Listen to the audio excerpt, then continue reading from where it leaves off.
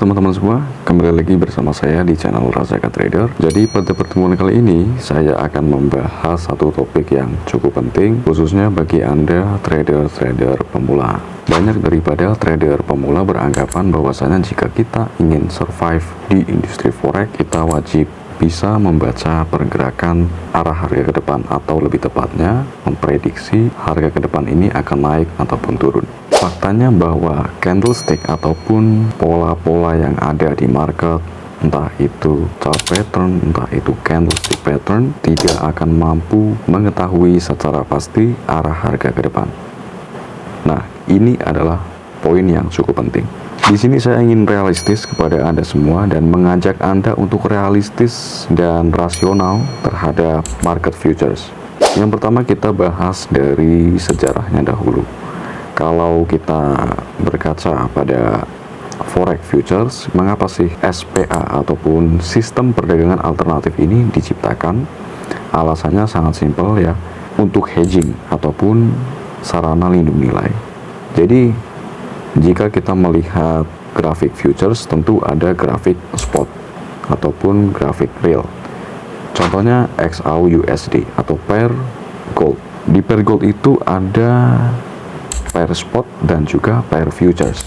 Jika kita membeli emas katakanlah 1 gram di market spot, kita akan mendapatkan dengan harga terkini dan kita akan menjualnya di kemudian hari dengan harga yang lebih tinggi. Untuk mengantisipasi ketidakpastian pasar, diciptakanlah yang namanya market futures atau futures trading.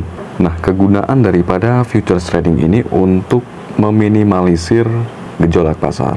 Ketika kita trading di market spot, katakanlah kita sudah membeli gold 1 gram dan harganya turun, dan kita bisa membuka entry futures untuk hedging, atau kita sell di market futures.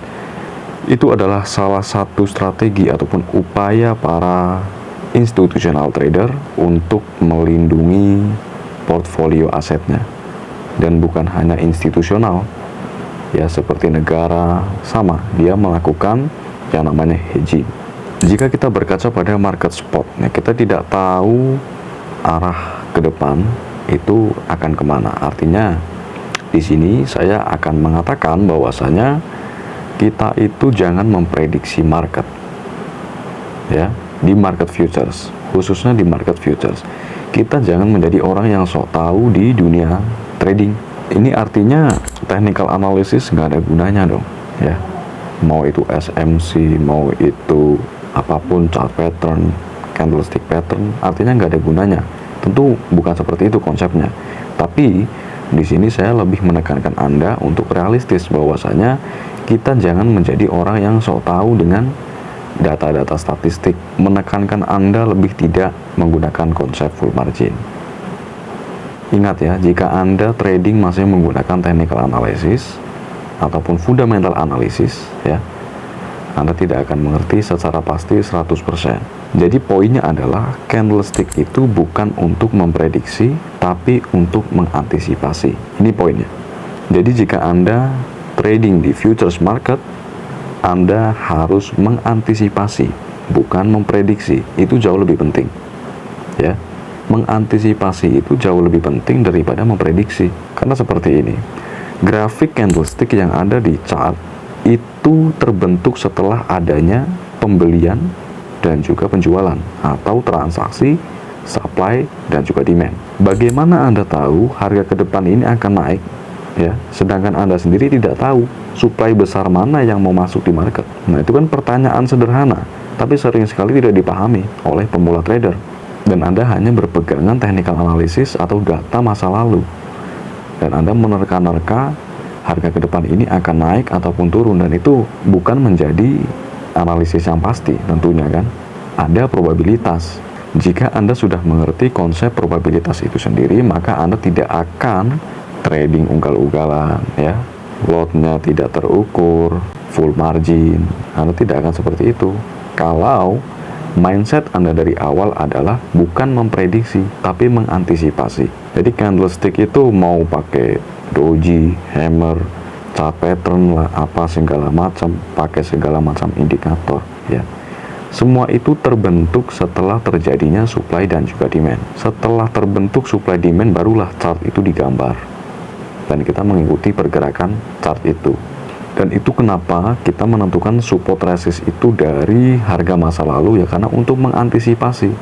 Karena secara probabilitas yang paling besar, jika kita mengikuti pergerakan harga di masa lalu, which is dia mungkin bisa sama dengan masa lalunya, ketika naik dia ikut naik, dan itu ada level-levelnya, ada key levelnya. Nah itulah yang disebut support dan juga resisten. Ya karena nggak jauh-jauh ya, mau Anda menggunakan teknikal apapun ya, mau Anda jumpai edukator manapun, influencer manapun, pasti membahas support resist atau menggunakan support dan juga resist. Tidak jauh-jauh dari situ. Jadi poin sederhananya adalah, jika kita ingin survive di industri forex, tentu kita harus menekankan antisipasi. Kita harus menggunakan SL. Setiap transaksi kita harus menggunakan level kerugian. Di mana sih level kerugian yang dapat kita tolerir? Itu jauh lebih penting daripada Anda menerka-nerka atau memprediksi itu sendiri. Oh, terdapat chart pattern seperti ini, terdapat pola seperti ini akan naik, akan turun, dan itu sebenarnya nggak terlalu mempunyai probabilitas yang cukup tinggi. Metode yang punya probabilitas tinggi itu dia yang punya batasan. Artinya pembatasan itu ya sangat penting. Anda nggak perlu tahu arah mau kemana ya, khususnya di futures. Anda nggak perlu tahu arah ini mau naik ataupun mau turun. Anda cukup tahu di mana batasan-batasannya. Ya karena ini futures ya, bukan spot. Anda tidak harus menganalisis fundamental yang cukup dalam, karena memang futures ini kita hanya mengambil ya hedgingnya aja ya, nilai-nilai kecilnya aja di situ. Kecuali Anda investor, tipikal investor jangka panjang ya. Makanya forex ataupun futures market ini menurut saya kurang cocok kalau dikatakan sebagai instrumen investasi, tapi lebih tepatnya untuk instrumen bisnis ya, perdagangan, trading. Beda ya, antara trading dengan investasi itu beda, dua konsep yang berbeda.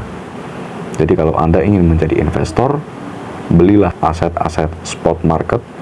Jika Anda ingin menjadi trader atau pedagang, ya tentu Anda bisa menggunakan futures market sebagai opsinya. Nah tentu segala jenis instrumen keuangan melibatkan risiko. Dan di sini saya mengajak Anda untuk realistis. Lebih penting mana antara memprediksi atau membatasi? Jawabannya adalah lebih penting Anda tahu batasannya, atau lebih penting Anda membatasi daripada Anda tahu arah.